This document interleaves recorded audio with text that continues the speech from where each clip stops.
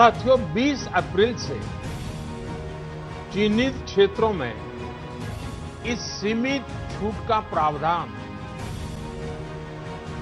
हमारे गरीब भाई बहनों की आजीविका को ध्यान में रखते हुए किया गया है। जो रोज कमाते हैं, रोज की कमाई से अपनी जरूरतें पूरी करते हैं, वही मेरा एक बृहद परिवार है। इसके साथ ही आज हम 18 करोड़ लोगों को पोर्टेबिलिटी के माध्यम से खाद्यान्न उपलब्ध कराने की कार्य योजना को भी आगे बढ़ा रहे हैं। हर महीने नॉर्मली 5-5 किलो राशन दिया जाता था। पिछले हफ्ते हमने 1.5 गुना दिया था, 7.5 किलो राशन प्रति व्यक्ति दिया था।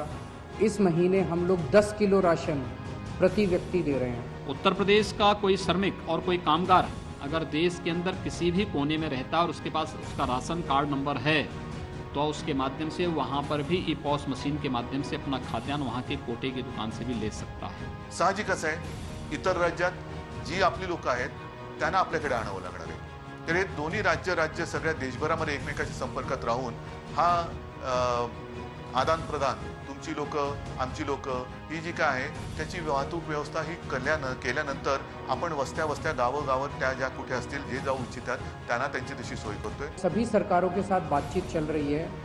जैसे आज मैंने आपको कोटा के बारे में बताया, अन्य सरकारों के साथ भी बातचीत के जो नतीजे निकलेंगे हम आपको ज़रूर बताएंगे। जो भी बात फाइनल प्लानिंग होगी हम आपको ज़रूर बताएंगे। तब तक अपने अपने घर में रहिएगा।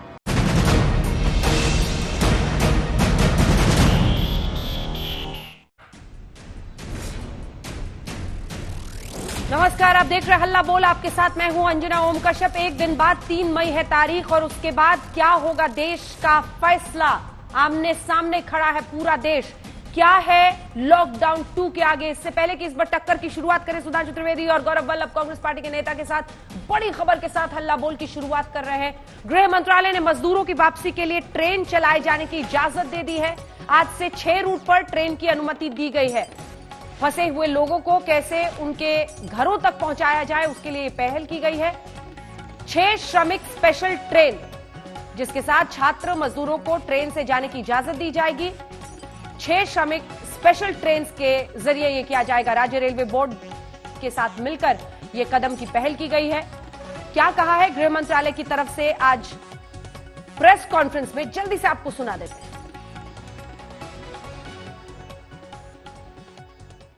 आज गृह मंत्रालय ने आदेश जारी कर उन लोगों की आवाजाही की अनुमति रेल द्वारा भी दी है जो लॉकडाउन की वजह से फंसे हुए हैं, जैसे स्टूडेंट्स, माइग्रेंट लेबर, टूरिस्ट और पिलग्रिम्स।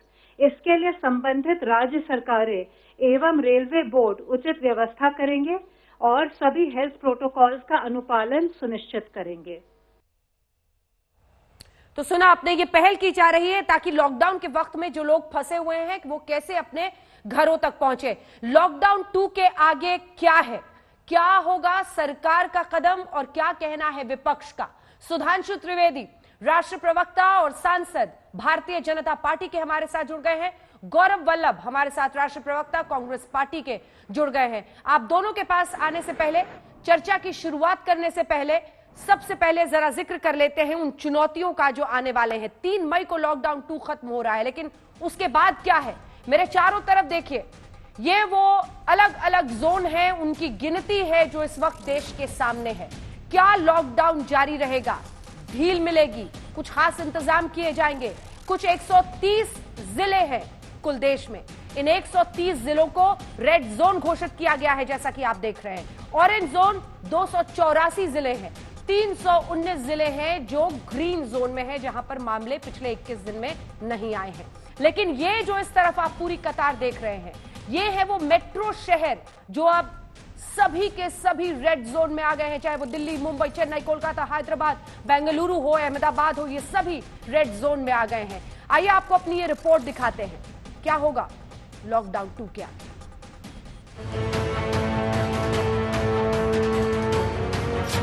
क्या 3 मई के बाद भी लॉकडाउन बढ़ेगा? 40 दिन पूरे होने के बाद भी क्या लॉकडाउन को बढ़ाना होगा?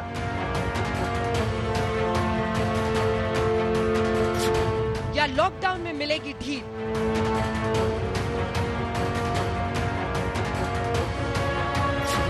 क्या होगा रेड जोन का हाल?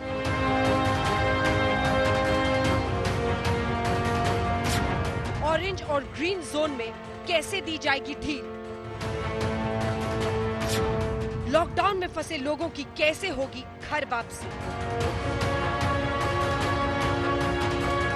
क्या सभी मजदूरों को उनके घरों तक पहुंचाया जाएगा या राज्य में लाकर किए जाएंगे क्वारंटीन? अलग अलग शहरों में फंसे छात्रों को कैसे ले जाएंगी राज्य सरकारें?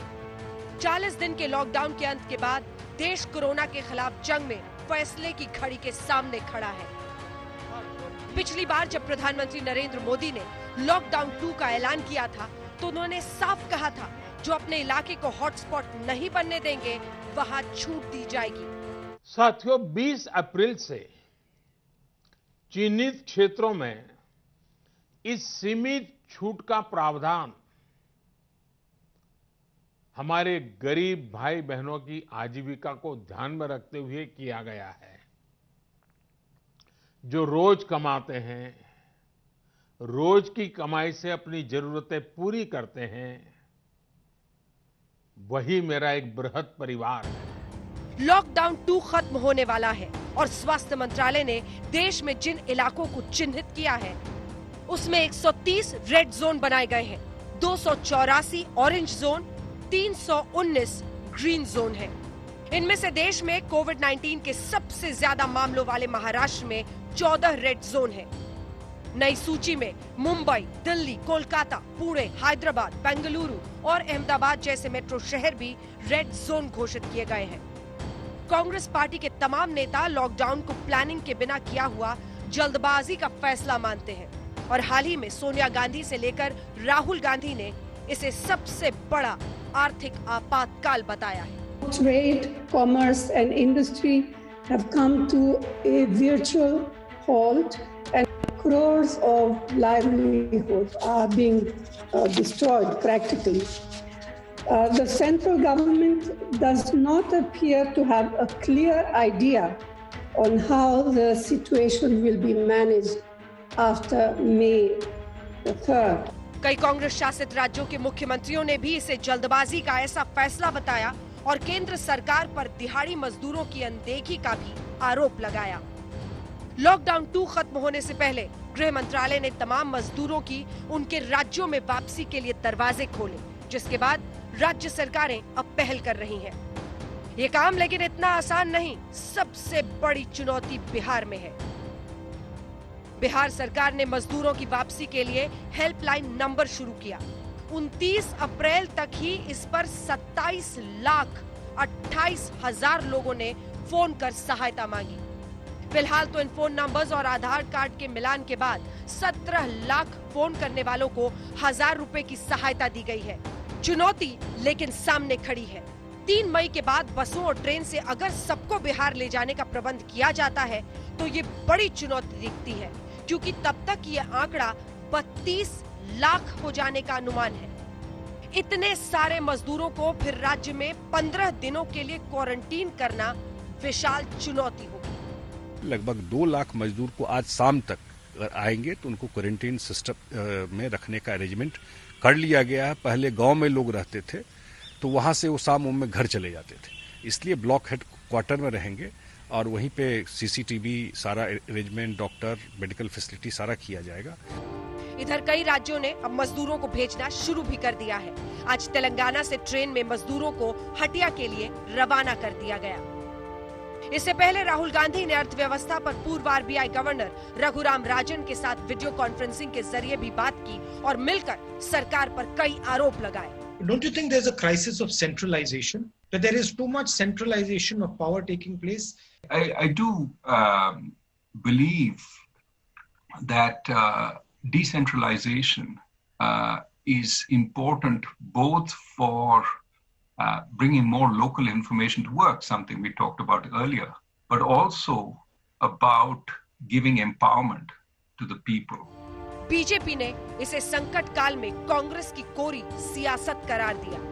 जो कांग्रेस पार्टी के अज्ञानी भविष्यवक्ता हैं और बोगस बयान बहादुर हैं, उनसे हमारी यही अपील है कि इस संकट के समय भी, कम से कम इस संकट के समय, संयम के साथ, सच्चाई के साथ सियासत करें, क्योंकि ये वक्त सियासत का नहीं है।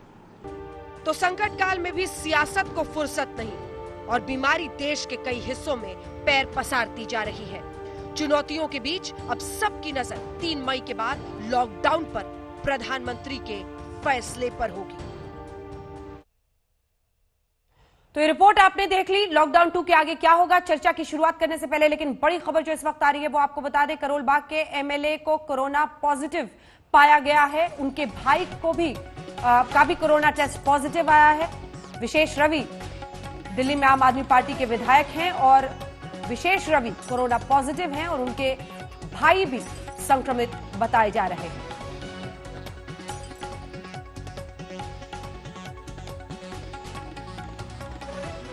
और अब आइए चर्चा की शुरुआत करते हैं। लॉकडाउन 2 के आगे क्या है? एक दिन बचा है और उसके बाद 3 मई की तारीख आ जाएगी। सबसे पहले तो सुधांशु त्रिवेदी जी, ओपनिंग लाइन्स इसी बात पर कि आपकी सरकार क्या सोच रही है, लॉकडाउन क्या आगे बढ़ेगा, क्या दिख रही है इस वक्त पूरे देश की तस्वीर देखें तो कोरोना के मामले में?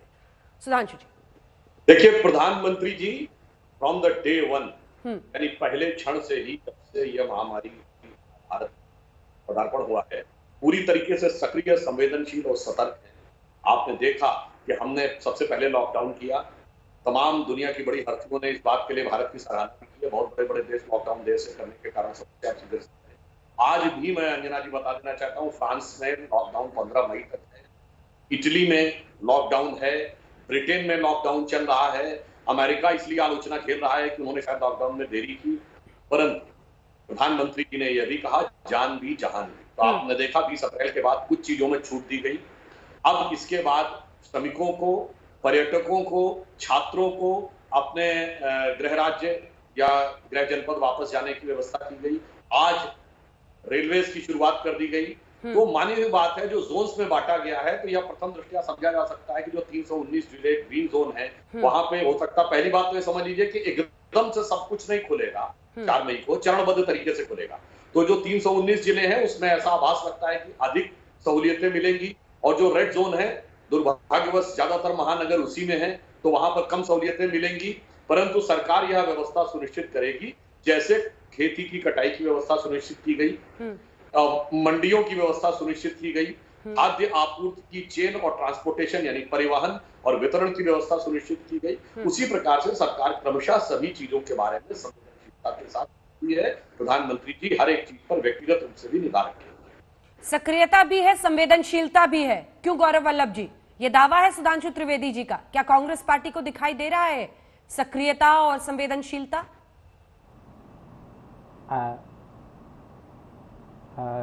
अंजना जी, सबसे पहले तो मैं सुधांशु जी को धन्यवाद देता हूं कि हमारी जो 3 मांगे थी उन्होंने इस पर काम किया और उसके परिणाम भी आने चालू हुए। हम शुरू से कह रहे हैं टेस्टिंग बढ़ाओ, आज इनको समझ में आया। हालांकि टेस्टिंग अभी भी 5 से 10 लाख प्रतिदिन नहीं हुई है, पर बढ़ रही है। हमें कुछ आशा लगी है। नंबर 2, प्रवासी कामगारों को हम शुरू से कह रहे हैं उनके गृह राज्य, उनके गृह गांव भिजवाओ। आज ट्रेनें चालू करने की बात करी, हालांकि पॉइंट टू पॉइंट उनका मूवमेंट नहीं है, पर ट्रेनें चालू कराइए, हम उसके लिए भी आपको धन्यवाद देते हैं। और तीसरा, हमने कहा म्यूचुअल फंड को लिक्विडिटी दो, वो भी आपने मानी, अच्छा किया। अब हमारी 4 और बातें हैं सुधांशु जी, आपका प्रधानमंत्री जी से मिलना हो तो ये 4 बातें भी और समझाइएगा। नंबर 1, एमएसएमई के लिए पे चेक प्रोटेक्शन प्रोग्राम लाइए। देश में 6 करोड़ से ज्यादा एमएसएमई है, 11 करोड़ वहां लोग काम करते हैं, उनकी सैलरी अप्रैल मंथ की अभी तक नहीं मिली है, उनके लिए पे चेक प्रोटेक्शन प्रोग्राम लाइए। नंबर 2, गरीब परिवार जो कि देश में लगभग 13 करोड़ है, उनको डायरेक्ट बेनिफिट ट्रांसफर 7,500 रुपए का तुरंत प्रभाव से करिए सर। प्रति परिवार को 7,500 तुरंत डायरेक्ट बेनिफिट ट्रांसफर करिए।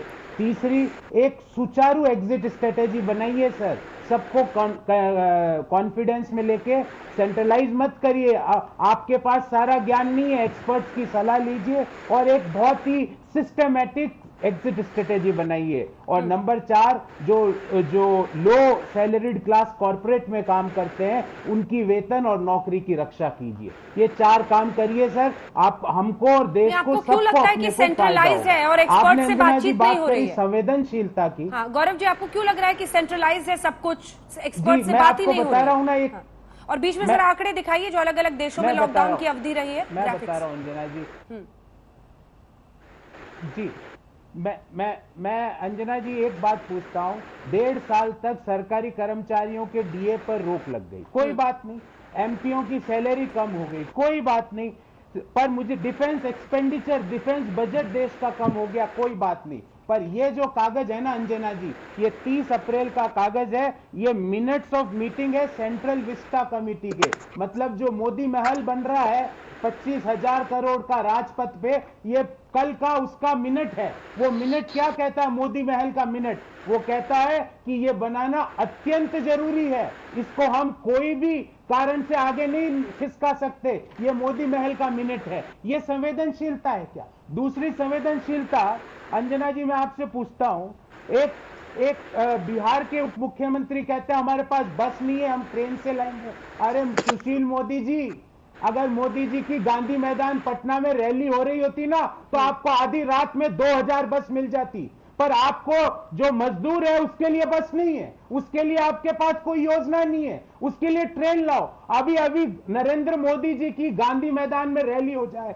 तो सुशील मोदी जी को रात को 1 बजे भी आप बोलोगे तो 2000 बस इकट्ठी कर लेंगे। पर जो दिहाड़ी मजदूर काम कर रहा है, जो हमारा मजदूर प्रवासी कामगार है, जो बिहार और यूपी का दूसरे प्रदेशों में जाके काम कर रहा है, उसके लिए बस नहीं है। इसलिए बोल रहा हूं, असंवेदनशीलता और केंद्रीयकरण दोनों के उदाहरण दे दिए। ठीक है, सुधांशु जी जवाब दीजिए। देखिए अंजना जी, पूरे देश ने देखा है, प्रधानमंत्री जी कोई समाज का ऐसा वर्ग नहीं छोड़ा जिससे उन्होंने सीधा संवाद न किया। विशेषज्ञों से, वैज्ञानिकों से, डॉक्टरों से, सामाजिक कार्यकर्ताओं से, राजनीतिक लोगों से, प्रशासनिक अधिकारियों से, यहां तक कि खेल की हस्तियों से, मीडिया की हस्तियों से और मुख्यमंत्रियों से निरंतर संवाद किया। पिछली बार भी आपको याद हो कि लॉकडाउन 2 की अवधि जब बढ़ाई तो मुख्यमंत्रियों के पूरे अनुमोदन के बाद जब लगभग सभी मुख्यमंत्रियों ने कहा था, और 4 राज्य, मैं गौरव जी के सुलभ संज्ञान के लिए बता देना चाहता हूं, जिन्होंने केंद्र के लॉकडाउन से पहले अपना लॉकडाउन बढ़ा दिया था, वो 4 राज्य कौन थे? पंजाब, महाराष्ट्र, उड़ीसा और तेलंगाना, यानी चारों गैर भाजपा शासित राज्य थे। तो ये इस बात को दर्शाता है कि प्रधानमंत्री जी सभी को साथ में लेकर चल रहे हैं। रही बात इसकी, जो आपने कहा गरीबों को अनाज की उपलब्ध सुनिश्चित कराना, सिर्फ राशन कार्ड धारकों को नहीं, गैर राशन कार्ड धारकों के लिए भी पूरी तरीके से व्यवस्था सुनिश्चित की जा रही है। जहां तक इन्होंने एमएसएमई और अन्य जो मध्यम श्रेणी के जो कर्मचारी हैं उनके लिए बात कही है, तो सरकार उसके बारे में भी पूरी सतर्कता से ध्यान रखते हुए 1,70,000 करोड़ का पैकेज भी दिया जा चुका, और आगे भी सरकार इन सारी चीजों पर नजर रखकर आने वाले दिनों में और अधिक छूट देती रहेगी। परंतु यदि, अब देखिए मैं ये कहना चाहता था, इस पे पॉलिटिक्स का एंगल ना जाता ज्यादा बेहतर था, परंतु यदि विशेषज्ञ का मतलब कोई ऐसे विशेषज्ञ हैं जिनसे सिर्फ राहुल गांधी जी संवाद कर रहे हैं, यानी श्री रघुराम राजन, तो जो भाई उनके जमाने में आरबीआई गवर्नर बने थे तो बता देते, 1 वर्ष के लगभग तो रहे थे, 10-12 महीने, तो उन्होंने अपने जमाने में क्या क्या कार्य किए थे। तो विशेषज्ञ का अर्थ विशेषज्ञ।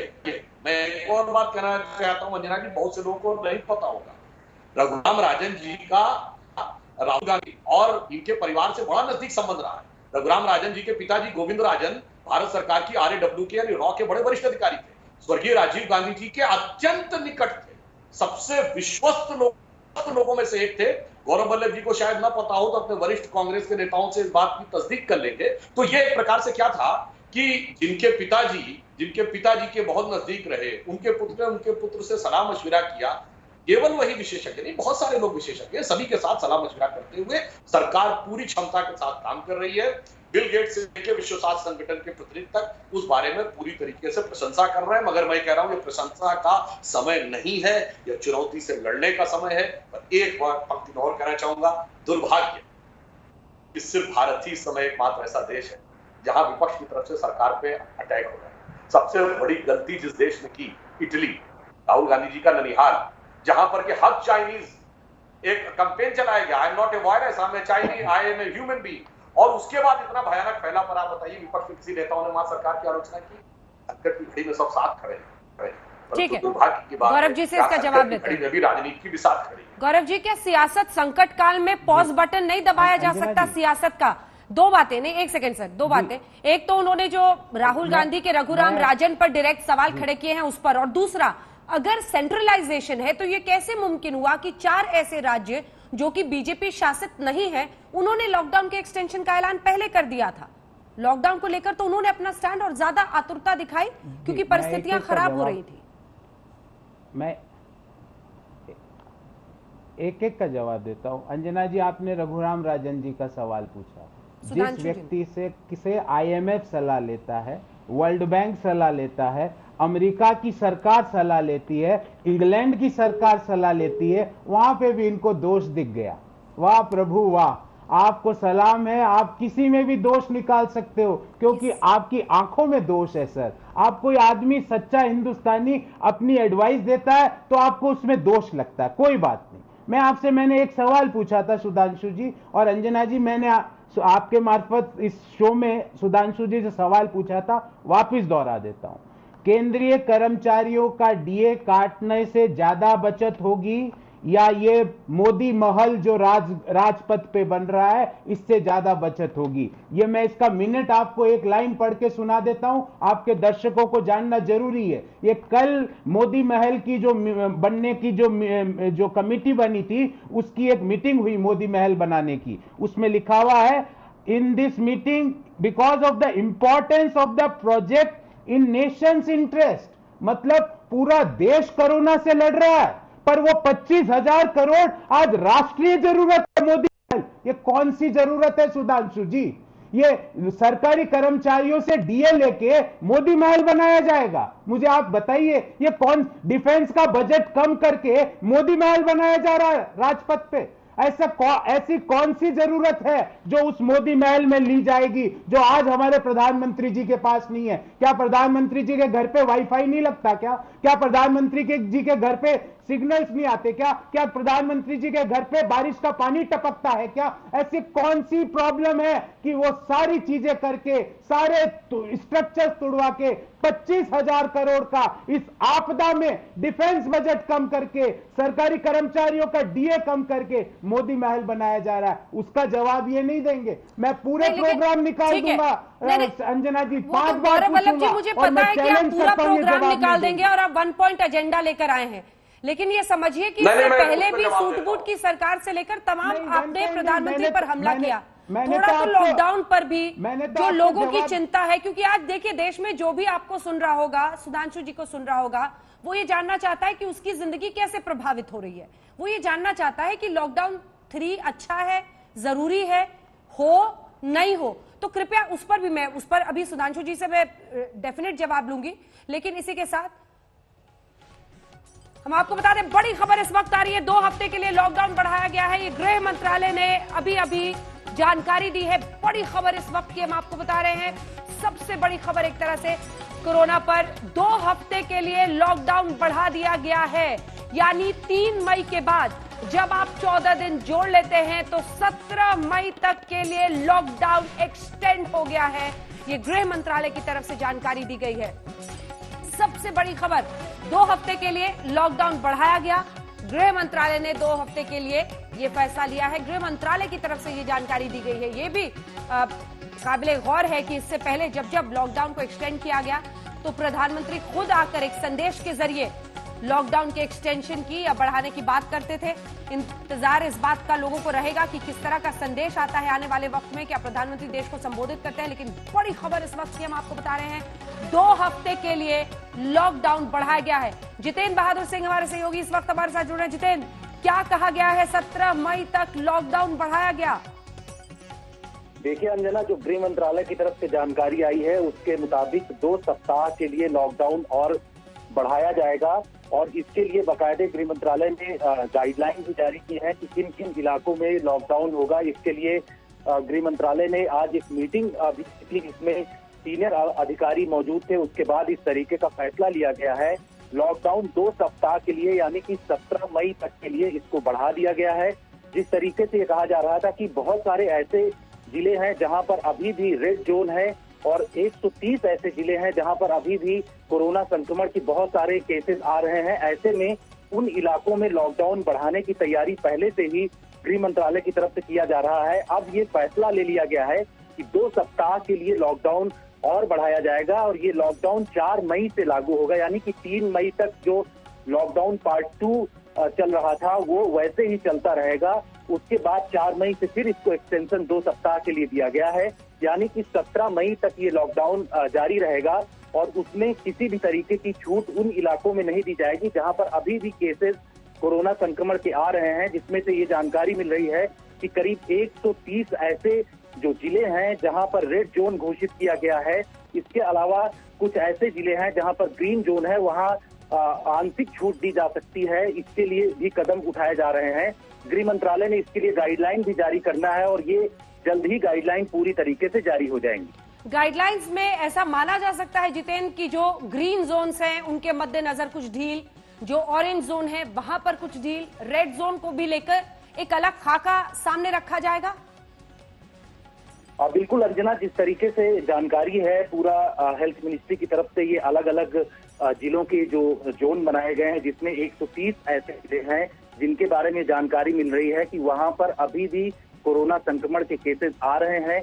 ऐसे में उनको रेड जोन के अंतर्गत रखा गया है। साथ ही 319 ऐसे जिले हैं जो कि ग्रीन जोन के अंतर्गत आते हैं। तो इसके लिए बाकायदे गृह मंत्रालय गाइडलाइन भी जारी करेगा कि किस तरीके से छूट दी जा सकती है। हालांकि इससे पहले अगर बात करें तो गृह मंत्रालय ने ट्रेनों की आवाजाही, जो श्रमिक ट्रेन है उसके बारे में भी गाइडलाइन जारी कर दिया है। साथ ही स्टूडेंट जो अलग अलग जगहों में फंसे हैं, बहुत सारे ऐसे यात्री हैं जो फंसे हुए हैं, मजदूर हैं वो फंसे हुए हैं, उनको लाने के लिए पहले से ही गाइडलाइन आ गई है। लेकिन जानकारी ये है कि जो रेड जोन वाले इलाके हैं उन इलाकों में अभी किसी भी तरीके का मूवमेंट नहीं हो सकता है। लॉकडाउन पूरी तरीके से वहां पर रहेगा। इसके लिए गृह मंत्रालय गाइडलाइन जारी करेगा। लेकिन अभी तक जो जानकारी है उसके मुताबिक 4 मई से 2 सप्ताह के लिए लॉकडाउन ये रहेगा और इसमें किसी भी तरीके का मूवमेंट नहीं होगा। सिर्फ आवश्यक सामग्री जैसे पहले चल रही थी उसी तरीके की मूवमेंट की जानकारी मिल रही है और वैसे ही उनको आने जाने दिया जाएगा। रिस्ट्रिक्शन पालन कराया जाएगा, क्योंकि अगर इन इलाकों में किसी भी तरीके की छूट दी जाएगी तो वहां पर पहले से ही संक्रमण फैला हुआ है और ये और तेजी से फैल सकता है। और खास तौर पर अगर अब हम देखें तो रेड जोन में तो जो 7 मेट्रोज हम लगातार दिखा रहे हैं जिसमें दिल्ली, मुंबई, बेंगलुरु, कई सारे ऐसे मेट्रो शामिल है, अहमदाबाद, इन सब में तो इसी तरह से लॉकडाउन जारी रहेगा। जितेंद्र, जिस तरह की तस्वीर अभी तक की दिखाई दे रही है, क्योंकि यहाँ लगातार मामले बढ़ रहे हैं। बिल्कुल अंजना, जिस तरीके से जो मेट्रो शहर हैं, चाहे दिल्ली हो, मुंबई हो, अहमदाबाद हो या फिर इंदौर हो, इन बड़े शहरों में लगातार वहां पर संक्रमण कोरोना के बढ़ रहे हैं। इनको ध्यान में रखते हुए पहले से ही हेल्थ मिनिस्ट्री की तरफ से ये कदम उठाए गए थे कि कौन से इलाके हैं जहां पर सख्ती बरती जाए, जिसमें से 130 ऐसे जिले हैं जिनके बारे में कहा जा रहा है कि रेड जोन है। इसके साथ ही कुछ ऐसे इलाके हैं, करीब 287 के आसपास ऐसे जिले हैं जहां पर ऑरेंज जोन के बारे में बताया जा रहा है। तो इन तमाम चीजों को लेकर के पहले से ही डिसाइड किया जा चुका है कि किन इलाकों में सख्ती बरती जानी है। गृह मंत्रालय की जो गाइडलाइन है वो बिंदुवार आएगी और उसमें ये पता चल जाएगा कि किस तरीके से कहां कहां पर रिस्ट्रिक्शन रखना है। लेकिन साफ तरीके से गृह मंत्रालय ने कहा है कि 4 मई के बाद 2 सप्ताह का जो लॉकडाउन है उसको बढ़ाया जा रहा है। जो जानकारी है उसके मुताबिक बहुत सारे ऐसे एरिया है जो रेड जोन में है, जिसमें दिल्ली के अगर बात करें तो दिल्ली के 11 जिले जो हैं वो पूरी तरीके से रेड जोन में है। इन इलाकों में किसी भी तरीके की छूट नहीं दी जाएगी। जानकारी ये भी है कि बहुत सारे ऐसे जिले हैं जहां पर किसी भी तरीके के कोरोना संक्रमण पिछले 21 दिनों से उनकी जानकारी नहीं आई है, तो उन इलाकों में आंशिक छूट दी जा सकती है और उसमें साफ तरीके से सोशल डिस्टेंसिंग का पालन हो, मास्क लगाना हो, ये तमाम चीजों के बारे में कदम उठाए जाएंगे और उसके साथ ही स्टेप बाय स्टेप गृह मंत्रालय इस पर गाइडलाइन भी जारी कर रहा है। बिल्कुल, गृह मंत्रालय इस पर गाइडलाइंस भी जारी करेगा। धन्यवाद आपका। जितेंद्र बहादुर सिंह हमारे सहयोगी हमें जानकारी दे रहे थे। जैसे ही कोई और अपडेट आया फौरन आइएगा हमारे सामने, लेकिन उससे पहले लिए चलते हैं आपको सबसे पहले रिएक्शन सुधांशु त्रिवेदी जी से ले लेते हैं। अभी तक जब भी इस तरह से लॉकडाउन एक्सटेंशन का ऐलान होता था तो प्रधानमंत्री खुद सामने आते थे। इस बार इस प्रेस रिलीज के जरिए डिजास्टर मैनेजमेंट एक्ट में बदलाव करके एमएचए की तरफ से, गृह मंत्रालय की तरफ से जानकारी दी गई है। किस तरह से देखें इसे और क्या बताएंगे आप? देखिए, उसका कारण यह है कि जब यह समस्या शुरू हुई तो इस समस्या की व्यापकता और कितनी विभीषिका है, इसको समझने के लिए एक मनोवैज्ञानिक दृष्टि से भी तैयार होना आवश्यक है। और जो नेतृत्व है उसकी क्षमता होनी चाहिए कि वह लीड भी करे, इंस्पायर भी करे और मोटिवेट भी करे। प्रधानमंत्री जी ने 21 मार्च को, पहले आपको ध्यान हो, एक दिन का जनता कर्फ्यू किया, फिर उन्होंने लोगों से किया, लगातार संवाद किया। अब एक प्रकार से मानसिक रूप से लोग इस विषय के लिए तैयार हैं और वो इस भीषण समस्या की भयावहता को समझ भी चुके हैं। तो इसलिए अब जो कुछ निर्णय है वो प्रशासनिक आधार के ऊपर हो रहे हैं, जो प्रशासनिक आधार पर गृह मंत्रालय ने निर्णय दिया। और अभी अंजना जी जो मैं कह रहा था, सरकार सतर्क भी है, संवेदनशील भी है। संवेदनशीलता का प्रमाण है कि आज ही ट्रेन के द्वारा श्रमिकों, विद्यार्थियों और फंसे हुए पर्यटकों को ले जाने की व्यवस्था की, और सतर्कता का प्रमाण है कि 2 सप्ताह के लिए लॉकडाउन को बढ़ाया। तो ये बात। अच्छा, दूसरी बात, हमारे मित्र गौरव जी बार बार मोदी महल बोल रहे थे। साहब, भारत की संसद बन रही है और अगर आप महल की बात करते हैं तो आपको पता है ये महल किसका है? ये वर्तमान संसद जो है ये ब्रिटिश वाइसराय की एग्जीक्यूटिव काउंसिल थी। अगर वास्तविकता की बात थी, स्वतंत्रता के बाद, तो उसी समय विचार कर लेना चाहिए था कि वाइसराय एग्जीक्यूटिव काउंसिल को एक स्थापित स्मारक का दर्जा दिया जाना चाहिए था, ना कि भारत की सतत संसद का। और दूसरी बात, सरकार ने यह नहीं कहा कि अभी सब कुछ होगा। उन्होंने कहा ये प्रोजेक्ट रुकेगा नहीं, परंतु इसकी जो समय सीमा है वह आगे बढ़ सकती है। तो स्वाभाविक है, जो भी प्रोजेक्ट देश में चल रहे हैं ऐसा थोड़ी सब एकदम समाप्त हो जाएंगे। ठीक है, 6 महीना, कुछ महीना, 2 महीना, 4 महीना, 6 महीना, साल भर, जब तक स्थिति अनुकूल नहीं होगी तब तक के लिए वो समय आगे बढ़ सकता है। तो इसलिए इस चीज को कोई इस प्रकार का आरोप लगाना, ये तो एक संसद बन रहा है। संसद में किसी की भी सरकार हो सकती है। कल आपकी सरकार थी, आज हमारी सरकार है, और संसद को सदा के लिए रहेगा, 150-150 साल के लिए रहेगा। उसको कोई एक प्रधानमंत्री का नाम देकर, तो मेरा मानना है कि मोदी विरोध की अपनी ईर्ष्या में, या जिसे कहते हैं कि वैमनस्य में, आप कम से कम संसद भवन को एक राजनीतिक एंगल से ना देखें तो बेहतर। ठीक है, गौरव वल्लभ जी इस पे बोलना चाह रहे हैं, लेकिन मुझे लगता है जो बड़ी खबर एक बार गौरव वल्लभ जी देखिए, जिससे पूरे देश का वास्ता है, सिर्फ सियासत नहीं है। सुधांशु मिश्रा हमारे साथ, हमारे सहयोगी हिमांशु मिश्रा इसी खबर पर हमारे साथ जुड़ा है। हिमांशु, क्या जितनी सेवाएं हैं, ट्रेन, हवाई, वो सब भी अभी 17 मई तक के लिए हम माने कि स्थगित रहेंगी आम लोगों के लिए? क्या कुछ जानकारी है, क्या कुछ एक्सटेंशन आया है, गाइडलाइंस सामने आई है अभी तक? देखिए, जो एक्सटेंशन आया है उसके अंदर ये साफ है कि लॉकडाउन को जो है वो 14 दिन के लिए बढ़ा दिया गया है, अंजना। और सबसे बड़ी बात है कि जो बात हम लोग कह रहे थे कि गाइडलाइन एमएचए की आने वाली है, 4 मई से लागू होगी। और सबसे बड़ी बात यह है कि रेड जोन, ऑरेंज जोन और ग्रीन जोन के लिए सबसे राहत बड़ी बात यह है कि बच्चे और 65 साल से जो ऊपर के लोग हैं वो घर में ही रहेंगे, वो स्टे फॉर होम रहेंगे। और पूरे देश के अंदर 144 धारा लगी रहेगी। और लेकिन एसेंशियल सर्विसेज के लिए भी जो है रात को 7 बजे से शाम के 7 बजे तक जो है एसेंशियल सर्विस जो है वो जारी रहेंगी। सबसे बड़ी बात यह है कि इन जोनों के अंदर जोन वाइज जो है वो रियायत देने की बात है। रेड जोन के लिए कोई रियायत नहीं है। और जो 21 दिन के अंदर जिस में नया आया उसको ग्रीन जोन माना जा रहा है। तो सबसे बड़ी बात है, हेल्थ मिनिस्ट्री ने कल ही जो है वो ग्रीन जोन की लिस्ट जो है वो बता रही थी, कौन से डिस्ट्रिक्ट रेड जोन में है, कौन से ग्रीन जोन में है और कौन से ऑरेंज जोन में है। सब 14 दिन के लिए लॉकडाउन रहेगा। रेलवे सर्विस, हवाई सर्विस और लोकल ट्रांसपोर्टेशन इंटर जो है वो जारी नहीं रहेगा। जो ट्रेन चल भी रही है वो माइग्रेंट लेबर्स को उनके राज्यों में पहुंचाने के लिए चलाई जाएंगी।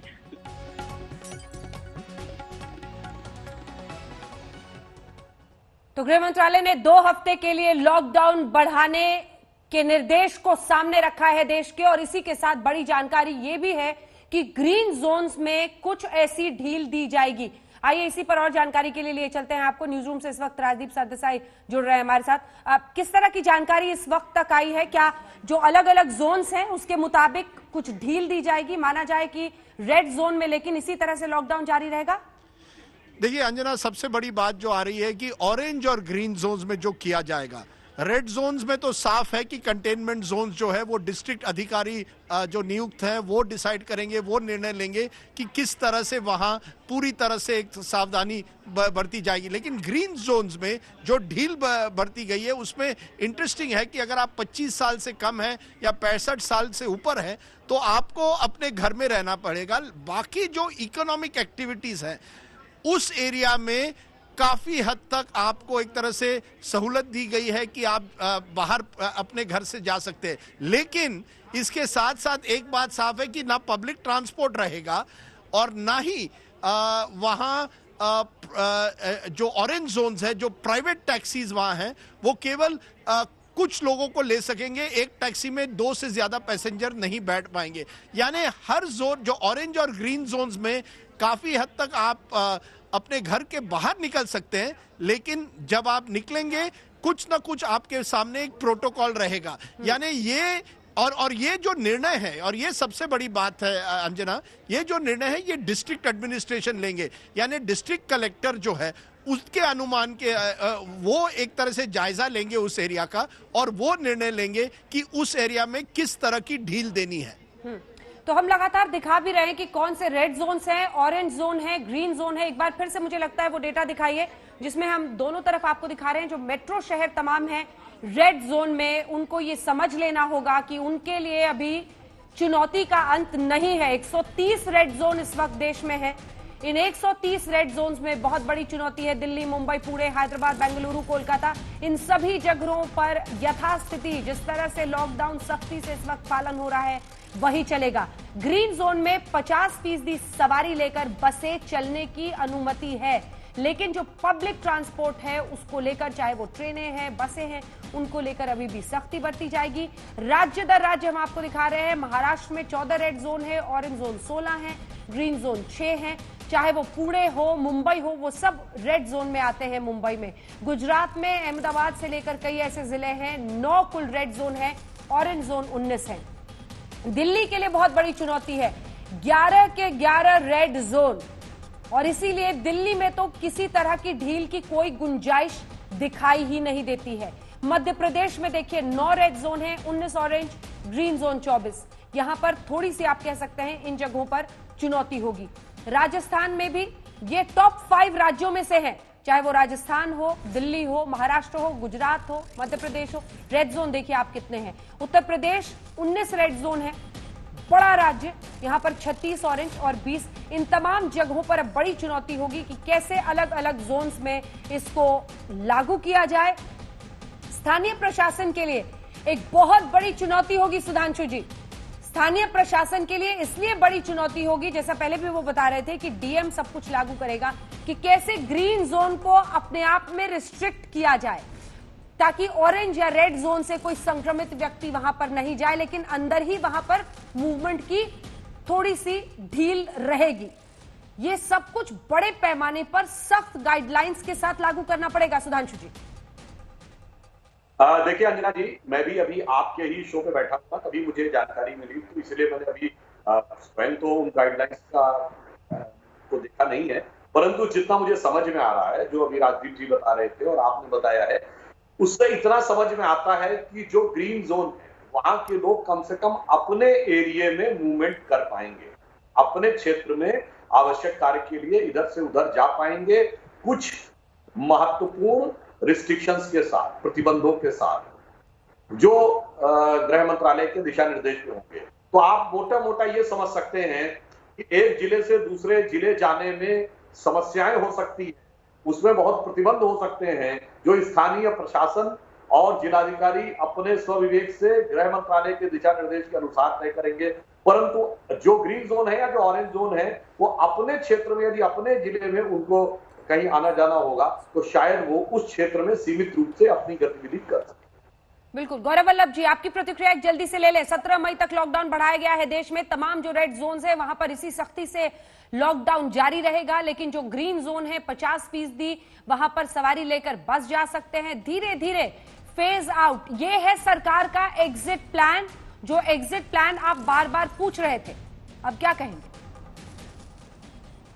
जी, मैं अब मैं ये कहूँगा कि सर्वप्रथम जो टेस्टिंग है कम से कम 5 से 10 लाख टेस्टिंग प्रतिदिन तक लेके जाए वो सारे ही जोन में, क्योंकि जो रेड जोन हो या ग्रीन जोन हो, कई जो मरीज जो आजकल आ रहे हैं वो एसिम्प्टोमेटिक आ रहे हैं, तो टेस्टिंग को बढ़ाएं, गरीब परिवार को नकद हस्तांतरण करें, इमीडिएटली 13 करोड़ परिवारों को 7,500 रुपए हस्तांतरित करें और जो पे चेक प्रोटेक्शन प्रोग्राम को इमीडिएटली लागू करें। और एक वाक्य और बोलूंगा अंजना जी, क्योंकि सुधांशु जी ने कहा कि वो सिर्फ पार्लियामेंट है। सुधांशु जी गलत जानकारी ना दें, आप एक वरिष्ठ सांसद भी हैं और वरिष्ठ प्रवक्ता भी हैं।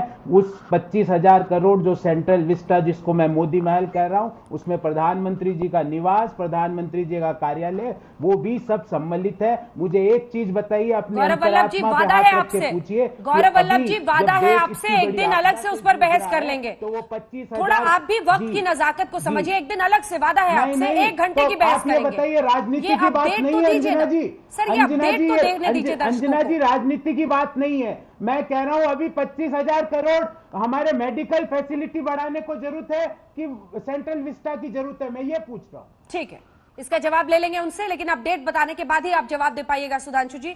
देश में 17 मई तक बढ़ गया है लॉकडाउन, 2 हफ्ते के लिए बढ़ाया गया है। ये जो रेड जोन से आप एक तरफ देख रहे हैं, 130 कुल जिले हैं देश में, यहां पर सख्ती से लॉकडाउन होगा। स्कूल, कॉलेज और जो सभी शिक्षण संस्थान हैं उनको लेकर एक बार हिमांशु के पास चलते हैं। हिमांशु, अभी देश की जनता ये बहुत आतुर होगी जानने के लिए कि चाहे वो स्कूल्स हो, कॉलेजेस हो, होटल हो, रेस्टोरेंट हो, मॉल्स हो, पब्लिक ट्रांसपोर्ट हो, इन सब को लेकर क्या कुछ कहा गया है आज के इस फैसले में, गाइडलाइंस में क्या कुछ समझ में आ रहा है, दर्शकों को विस्तार से बताएं।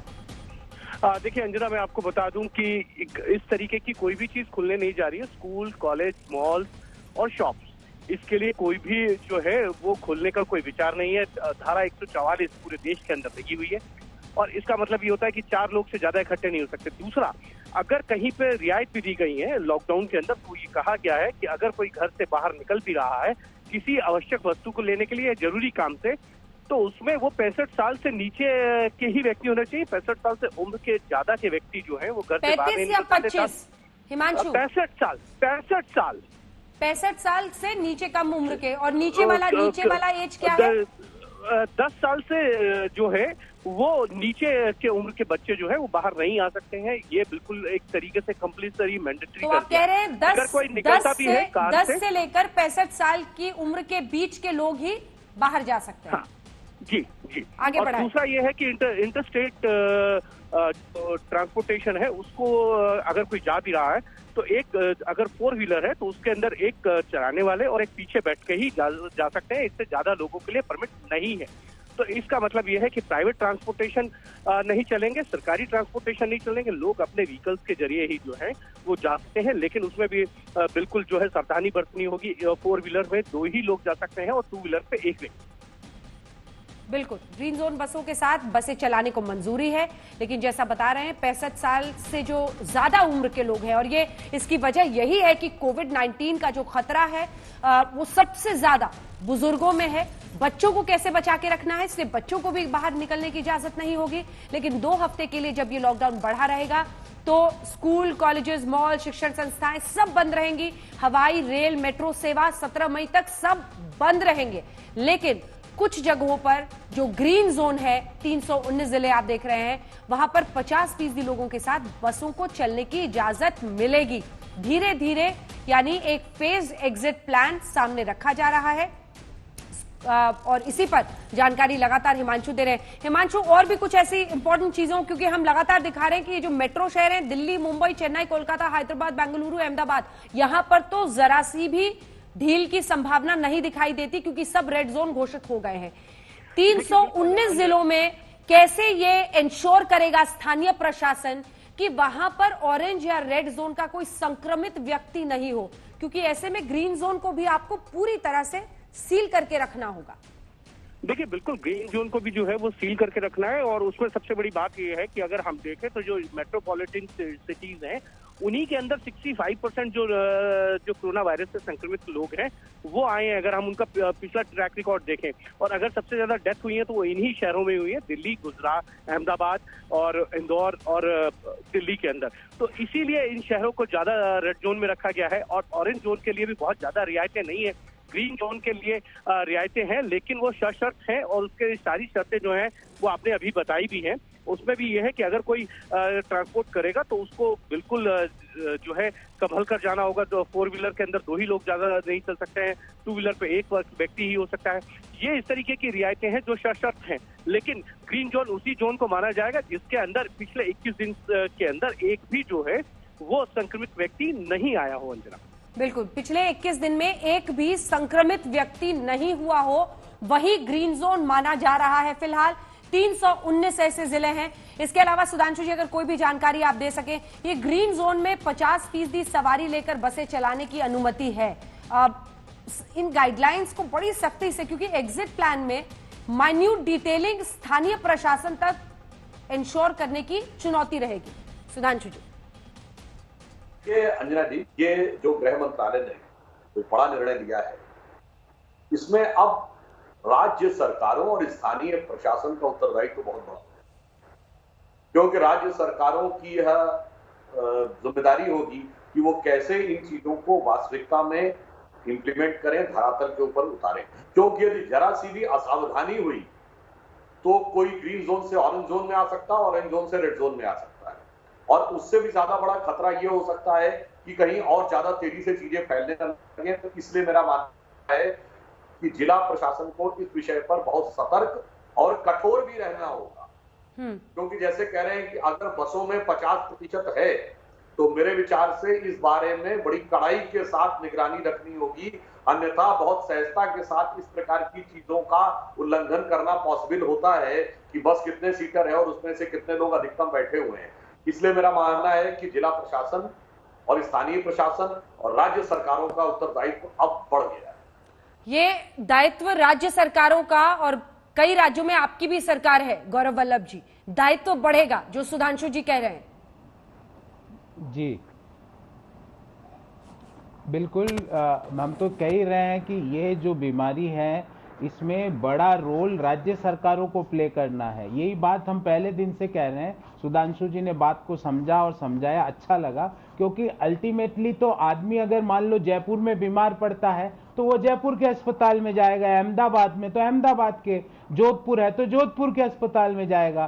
तो राज्य सरकारों को, मैं फिर एक बार, आप कहेंगे राजनीति, अंजना जी एक चीज समझना पड़ेगा, सारी राज्य सरकारें, मैं बीजेपी की राज्य सरकारों को भी इंक्लूड करता हूं, उनको उनकी बकाया जीएसटी का भुगतान तुरंत करें, उनको आर्थिक रूप से संबल दें। मोस्ट ऑफ द स्टेट्स के पास 1 से 2 महीने की सैलरी देने का पैसा नहीं बचा है, तो उनको संबल दें, क्योंकि लड़ाई बड़ी राज्य सरकारें लड़ रही है, भले ही वो कांग्रेस शासित राज्य हो या भारतीय जनता पार्टी शासित राज्य हो। ये हम बार बार कह रहे हैं और आपके शो के माध्यम से सुधांशु जी और माननीय प्रधानमंत्री जी को भी कहना चाहता हूं। सुधांशु जी, आपका जवाब इस पर। देखिए, सरकार पूरी तरीके से राज्य सरकारों को विश्वास में लेकर और उन्हें पूरी तरीके से सपोर्ट कर रही है। उदाहरण के लिए आप देखिए, दिल्ली में ही मुख्यमंत्री और वर्तमान पार्टी से हमारे कितने कटुतापूर्ण संबंध है, इसके बावजूद अभी तक उन्होंने केंद्र सरकार से किसी भी प्रकार की कोई कंप्लेंट नहीं की है। हाँ, मैं ये भी कहना चाहूंगा कि राज्य सरकारों में जैसे एकाध राज्य सरकार, मैं नाम नहीं लूंगा यहाँ पर, जिन्होंने विरोध प्रदर्शन करने का विचार बनाया है, प्रतीकात्मक ही सही, कि हमें अधिक हिस्सा मिलना चाहिए। मेरे विचार से यह समय जो राष्ट्रीय आपदा का है और जिसमें पूरे देश में नेशनल इमरजेंसी एक्ट लागू है, इस प्रकार के विरोध प्रदर्शन का समय। ये आप पूरी बात अपनी दृढ़ता के साथ केंद्र सरकार से कहिए। प्रधानमंत्री जी निश्चित रूप से पूरी संवेदनशीलता के साथ, उदारता के साथ राज्यों को समर्थन और सहयोग देंगे, यह मैं आश्वस्त गौरव जी, और लॉकडाउन एक्सटेंशन का समर्थन आप करते तो हैं या नहीं? एक ही सवाल पूछूंगा अंजना, ये भी जवाब एक ही सवाल जी। मैं अंजना जी, एक छोटा सा सवाल, सुधांशु जी मुझे ये बता दीजिए, क्या राज्य सरकारों को उनका जीएसटी का बकाया मिल गया क्या? बस हाँ या ना में आज उत्तर दे दीजिए, और इस उत्तर में ही मैं सारी बातें मान लूंगा। क्या राज्य सरकारों को उनका जीएसटी का बकाया मिला कि नहीं? बस बता दीजिए सुधांशु। राज्य सरकारों को उनका सारा स्थान दिया जाएगा। पर गौरव वल्लभ जी, आप इकोनॉमिक्स के प्रोफेसर है, आप तो ऐसे बात कर रहे हैं जैसे राज्य सरकारों के पास पैसे की कमी हो और केंद्र सरकार के पास तो पैसा आ रहा है। अरे भाई, सभी के साथ समस्या है। एक व्यक्ति जो अपना संस्थान चला रहा है, छोटा सा बिजनेस चला रहा है, उसके पास भी आर्थिक तंगी है। बड़ी कंपनी वाले के पास भी आर्थिक स्रोत कम हो गए हैं, राज्य सरकार के पास भी कम हो गए, केंद्र सरकार के पास भी कम हो गए।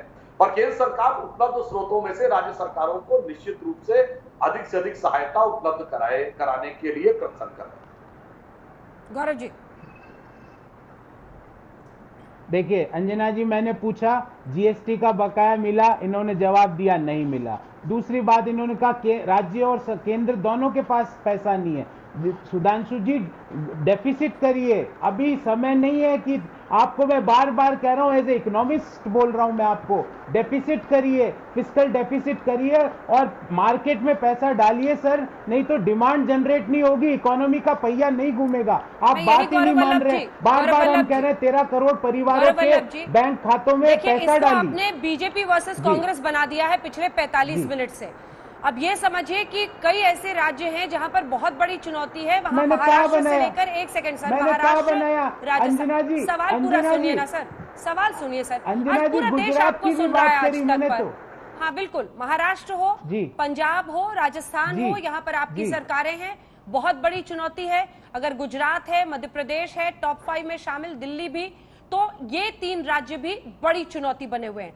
मुझे ये बताइए कि अभी तक कांग्रेस का कहना था कि जल्दबाजी में लिया हुआ फैसला था, डिमोनेटाइजेशन से आपने तुलना की, राहुल गांधी ने कहा पॉज बटन है। अब क्या आप इस लॉकडाउन एक्सटेंशन को अभी भी जल्दबाजी, लॉकडाउन पॉज बटन है, इसी थ्योरी पर चल रहे हैं या आपको लगता है कि ये अच्छा फैसला लिया गया है? पहले क्लियर कीजिए स्टैंड। अंजना जी, जो किस तरह ये जोन बांटे गए हैं, मैंने तो आप ही के शो में जो आपने जानकारी दी सिर्फ वो सुनी है, तो उसके हिसाब से मैं इमीडिएटली रिएक्शन नहीं दे सकता हूं, पर एक रिएक्शन जरूर दूंगा कि अगले 14 दिन तक, 14 दिन जो 2 सप्ताह का लॉकडाउन बढ़ा है, कम से कम प्रतिदिन 10 लाख टेस्टिंग करिए। अगले 14 दिन में टारगेट करिए कि देश में 1.5 करोड़ टेस्टिंग होगी, क्योंकि पिछले 40 दिन में अभी तक मात्र 8 लाख ही हुई है टेस्टिंग। इसको प्रतिदिन 10 लाख करने की जरूरत है। मैं बार बार बोल रहा हूं, WHO भी बोल रही है, देश के सब डॉक्टर भी बोल रहे हैं कि टेस्टिंग, ट्रेसिंग और आइसोलेशन के अलावा इस बीमारी से नहीं लड़ सकते हैं। तो मैं ये जरूर कहूंगा कि टेस्टिंग का प्लान भी, क्योंकि आपने मुझसे पूछा एग्जिट स्ट्रेटेजी, आप पूछ रहे थे, ये लीजिए एग्जिट स्ट्रेटेजी। तो अंजना जी, उस एग्जिट स्ट्रेटेजी में क्या ये भी लिखा हुआ है कि हम टेस्टिंग कितनी करेंगे? अगर टेस्टिंग को 10 लाख प्रतिदिन कर रही है तो मैं कहता हूं कि ये सही निर्णय है 10 लाख के बारे में। और रहा बात ऑरेंज, रेड और ग्रीन जोन में बांटने का, ठीक है, वो जवाब ले, उससे पहले आप अपनी बात पूरी कर लीजिए। आपने कहा रेड, ऑरेंज और ग्रीन जोन में बांटने का, जी, रेड, ऑरेंज और ग्रीन जोन में बांटने का अंजना जी, मैंने इसका पूरा जो नोटिफिकेशन है होम मिनिस्ट्री का वो अभी नहीं देखा। आप जो जानकारी दे रहे हैं शो में, बस वो ही मेरे पास आ रही है। पर हाँ, ये जरूर कहूंगा, स्ट्रेटेजिकली एग्जिट करना जरूरी है। हम लॉन्ग टर्म में पॉज बटन में नहीं रह सकते। ठीक है, लॉन्ग टर्म में पॉज बटन में नहीं रह सकते हैं, टेस्टिंग बढ़ाना बहुत जरूरी है। इससे पहले कि सुधांशु जी आप इसका जवाब दे, तैयार रखिएगा जवाब। एक सेकंड सर, मौसमी भी हमारी सहयोगी इस वक्त हमारे साथ जुड़ रही है, जल्दी से मौसमी से जानकारी ले लेते हैं। मौसमी, हम लगातार दर्शकों को बता रहे हैं, अब तो खैर 2 सप्ताह के लिए से 17 मई तक लॉकडाउन को एक्सटेंड कर दिया गया है। ग्रीन जोन्स में कुछ ढील दी जाएगी, रेड, ऑरेंज और ग्रीन जिलों की पहचान की गई है। ये नई जो शर्तें हैं वो हम आपको बता रहे हैं। 130 जिले, ये बीती शाम से बताया जा रहा था, 130 जिले रेड जोन में रहेंगे। मेट्रो शहर, कोरोना का खतरा यहां पर सबसे ज्यादा है, जो हम लगातार आपको दिखा रहे हैं। ग्रीन जोन में कुछ रियायतें मिलेंगी। बोलो फोन करके। मौसमी, कोई नई जानकारी अगर गाइडलाइंस पर हो तो आप बताएं हमारे दर्शकों। फाइलिंग जो जी अंजना, देखिए बहुत महत्वपूर्ण है ये जानना कि रिस्क प्रोफाइलिंग हुई है हर एक जिले की, और उसके चलते ही रेड, ग्रीन और ऑरेंज जोन्स में बांटा गया है। सबसे बड़ी बात ये है कि जो रेड जोन में जिले हैं उनमें भी कंटेनमेंट एरिया और बफर जोन्स होंगे, यानी कि जो कंटेनमेंट जोन्स हैं और उनके इर्द गिर्द जो पेरिफेरी में बफर जोन्स हैं, उसके अलावा अगर वो जिला रेड जोन भी है तो उसमें भी जो है कुछ रियायत बरती जाएगी, और इसकी गाइडलाइन हर वीक स्वास्थ्य मंत्रालय अपडेट करता रहेगा। तो यानी कि अगर रेड जोन में भी जितने जिले हैं उनमें भी कई जगह जहां जो कि कंटेनमेंट जोन से दूर है वहां पे नॉर्मल एक्टिविटी हो सकती है। महत्वपूर्ण बात यह भी है कि अगर कोई 21 दिन तक कोई भी जिले में कोई केस रिपोर्ट नहीं हुआ है, नया केस नहीं आया है, तो वो ग्रीन जोन में तब्दील हो जाएगा और ग्रीन जोन से ग्रीन जोन जाने की जो आवाजाही है या आगमन है वो संभव हो सकेगा, क्योंकि अर्थव्यवस्था को बूस्ट करने के लिए और जो नॉर्मल इकोनॉमिक एक्टिविटी है ग्रीन जोन्स में उसको कैसे जो है स्टिमुलस दिया जाए, इस पर गृह मंत्रालय और मोदी सरकार की खासतौर पर नजर थी। इसके अलावा याद रखिए कि बच्चे अगर 10 साल से नीचे के हैं, सीनियर सिटीजन्स हैं या फिर कोई भी क्रॉनिक एलिमेंट से जूझ रहे हैं, उनको अनुमति नहीं है बिल्कुल भी बाहर निकलने की। उनको कहा गया है कि उनको घर में ही रहना पड़ेगा जब तक ये लॉकडाउन चलता है अगले 2 हफ्ते तक। इम्पोर्टेंट ये भी है कि लगातार हर हफ्ते वीकली प्रोफाइलिंग होगी, रिस्क प्रोफाइलिंग होगी और जिलों के स्टेटस जो है वो चेंज हो सकते हैं। पर ये मत सोचिए कि मॉल्स भी खुल जाएंगे, पब्स भी खुल जाएंगे, जिम्स भी खुल जाएंगे, स्कूल भी खुल जाएंगे।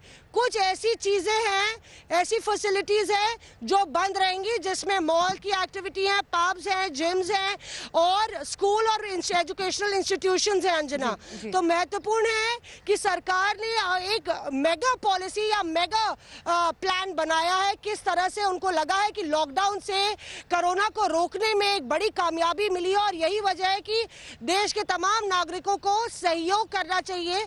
2 हफ्ते की और बात है और इस पे हम लोग को एक बड़ी कामयाबी मिल सकती है अगर ये 2 हफ्ते लॉकडाउन, और उसका भी साइंटिफिक रीजन बताया गया है, क्योंकि अभी जो केसेस जहां पे रिपोर्ट नहीं हुए, अगर ये 2 हफ्ते की साइकिल और कंप्लीट हो जाती है अंजना, तो काफी ऐसे जिले हैं जो ग्रीन जोन में आ जाएंगे। और इसी वजह से महत्वपूर्ण है, गृह मंत्रालय को लगा कि 2 हफ्ते के लिए भी सही पर लॉकडाउन को एक्सटेंड किया जाना चाहिए। बिल्कुल, और जो बातें आपने बताई अगर उसको हम क्लासिफाई करें अलग अलग तरीके से, ये सभी को इंतजार रहेगा कि रिपोर्ट कार्ड की तरह जिस जिले में वो रह रहे हैं वो रेड में है, ऑरेंज में है, ग्रीन में है। रेड जिले जो लगातार है उसकी जानकारी हम भी दे रहे हैं, लेकिन कुछ ही देर में वो सूची भी आ जाएगी जो हम दर्शकों को बताएंगे। दर्शक बने रहे हमारे साथ। लेकिन किन फैक्टर्स पर ये red zone, orange zone, green zone बनाए गए हैं, ये भी बहुत महत्वपूर्ण है मौसमी।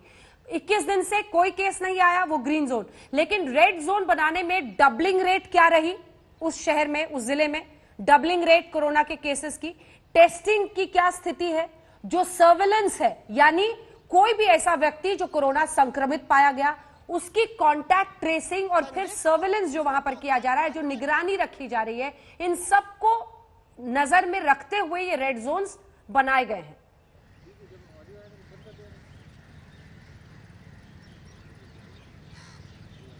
मौसमी जी अंजना, मैं अनुरोध करूंगी कि टॉकबैक बंद कर दें, क्योंकि लगातार टॉकबैक ऑन है। मैं ये कहना चाह रही थी आपको कि जो रेड जोन है वो डबलिंग रेट और जो नंबर ऑफ केसेस हैं जो रिपोर्ट हुए हैं, उनका रिकवरी रेट कितना अच्छा है, रिकवरी रेट कितना खराब है, इस पूरे उस पे जो है आंकड़ों पर गौर किया जाएगा। और ये मत सोचिए कि अगर कोई ग्रीन जोन में है तो वो दोबारा रेड जोन में नहीं जा सकता। 21 दिन का पीरियड है। अगर कोई जिला जो रेड जोन में है और 21 दिन तक उनको केस रिपोर्ट नहीं होता है तो उनको ये रियायत बड़ी दी गई है और एक रिवॉर्ड के तौर पे है, पर उनको स्टैंडर्ड प्रोसीजर्स फॉलो करने पड़ेंगे ताकि दोबारा वो रेड जोन में ना आए। और उसके लिए भी गृह मंत्रालय ने जो गाइडलाइंस है वो निर्धारित की है। मैं आपको ये भी बता रही थी कि किस तरह से कुछ एक्टिविटीज हैं, जो एंटरटेनमेंट एक्टिविटीज हैं, वो भी रोकी गई हैं। वो इसलिए है क्योंकि कई जोन्स आपस में मिल सकते हैं एक एक्टिविटी को कैरी आउट करने के लिए, और यही वजह है कि इंस्टीट्यूशंस, जो जिम्स हैं, जो शॉपिंग मॉल्स हैं, मार्केट प्लेसेस हैं, उनको अनुमति नहीं दी गई है। पर ऑरेंज जोन का कैटेगराइजेशन आपने देखा होगा। ये ऑरेंज जोन्स इसलिए भी हैं कि टेस्टिंग कितनी हो रही है। अगर उनको लगता है कि पहले केसेस आए थे, उसके बाद टेस्टिंग जो है एक जिला बहुत कम कर रहा है, तो ग्रीन जोन जोन में डालने की जगह उसको ऑरेंज जोन में डाला गया है।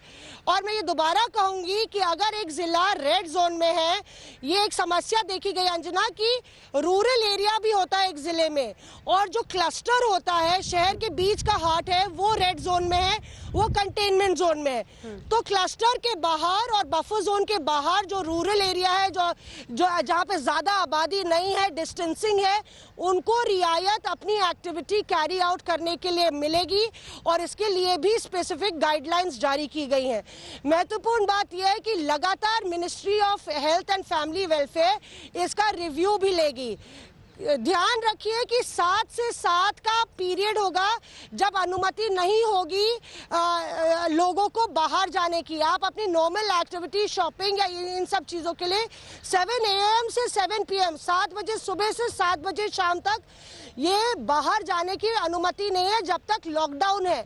आप बाहर नहीं निकल सकते। और खास तौर से ये पाबंदी गर्भवती महिलाओं, बड़े बुजुर्ग, सीनियर सिटीजन्स, 10 साल से कम उम्र के बच्चों के लिए एक अलग पाबंदी है। उनको अभी भी अनुमति नहीं है किसी भी समय घर से बाहर, चाहे वो सेफ जोन में हो चाहे वो रेड जोन में हो, घर से बाहर जाने की। तो बहरहाल अगर आप देखिए पूरा जो खाका तैयार किया है बहुत साइंटिफिक है, रिस्क प्रोफाइलिंग की गई है और गृह मंत्रालय ने पूरी जो तमाम नोडल एजेंसियां एक साथ मिलके इस खाके को तैयार किया है।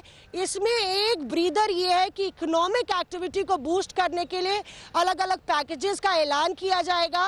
पहले से ही मजदूरों के लिए स्पेशल ट्रेन उनको वापस भेजने के लिए चलाई जा रही है, पर जो रियायतें दी गई हैं वो इसको संज्ञान में लेके दी गई हैं कि कहीं एक कैटलिस्ट के तौर पे ना एक्ट करे रेड जोन्स में अंजना। तो इसलिए इसमें सावधानी भी बरती गई है और एक बैलेंस आउट करने की कोशिश है कि आर्थिक जो एक्टिविटीज है उस पर रोड़ा ना आए अगर वो ग्रीन जोन्स में है।